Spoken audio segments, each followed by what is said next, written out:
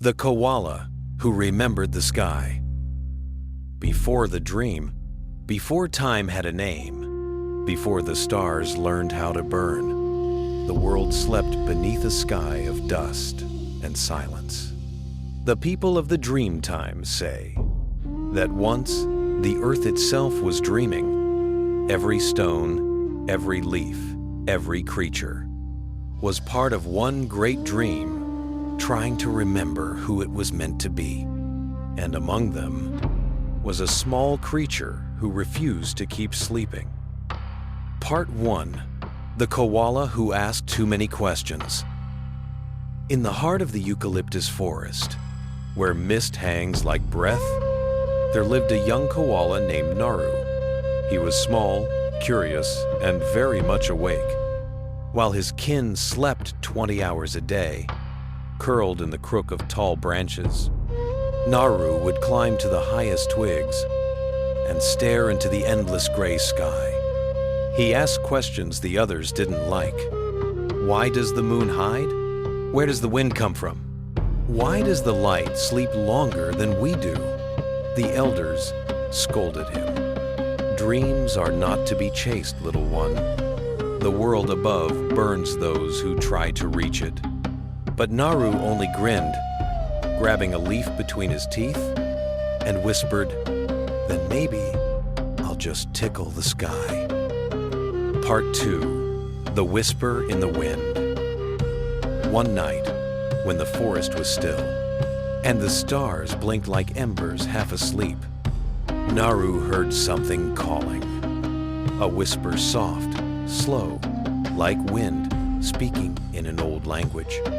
If you remember the light, come find where the sky touches the ground. He looked around. No one else heard it.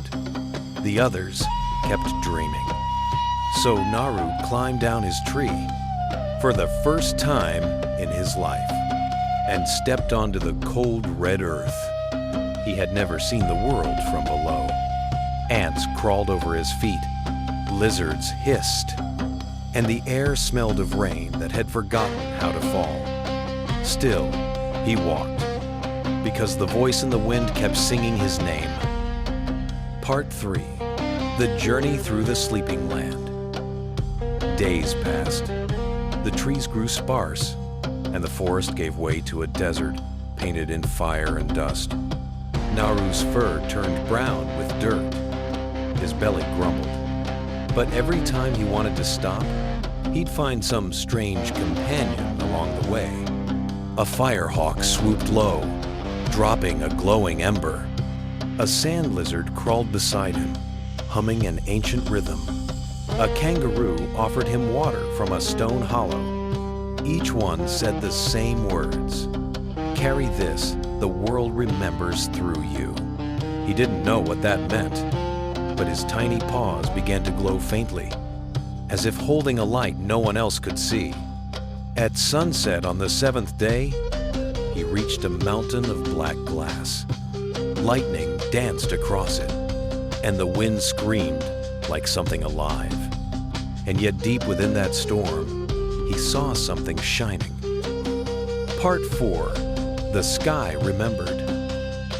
At the mountain's peak was a pool, still and mirror bright. When Naru peered into it, he didn't see himself. He saw the whole forest, burning, the rivers drying, the animals crying out for water. He gasped, stumbling back, and the voice from the wind spoke again. Light is not lost. It only hides from those who forget to dream. Naru felt a tear roll down his cheek. It fell into the pool, and where it landed, a color began to spread. Red, gold, green, blue, curling and swirling until the pool burst upward into a glowing arc across the sky. It was the first rainbow, and as it touched the clouds, the sun, as if remembering its place, rose for the first time. The world awoke. Part 5. When Dreams Became Real. The light swept over the land, painting the trees emerald and the sea sapphire. Naru looked around, amazed. Every leaf shimmered, every drop of dew sang like crystal, and for the first time, he saw his own shadow stretch long behind him. He laughed a small, crackling sound and tried to chase it, but as he did, the mountain began to crumble.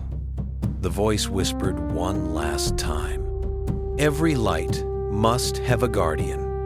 The ground gave way. Naru clutched his glowing paws to his chest as he fell back into the forest below.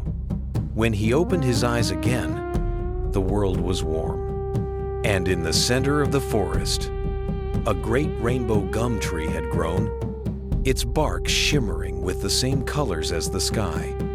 In its branches slept a single koala, his fur now silver, his breath gentle as wind through leaves. Part 6. The Legacy of Naru. The people of the Dreamtime say that every koala since then carries a spark of Naru's light. That's why they sleep so long, because they're still guarding the world's oldest dream. And when it rains in the outback, and the sunlight cuts through the mist, forming a rainbow that touches the trees, the elders whisper, "Naru is waking up again." They teach their children to look up and remember the koala who refused to stop dreaming. So next time you see a koala asleep on a branch under a golden sky, remember this story, because maybe somewhere in its dreams, it's still trying to keep the light alive. For the rest of us,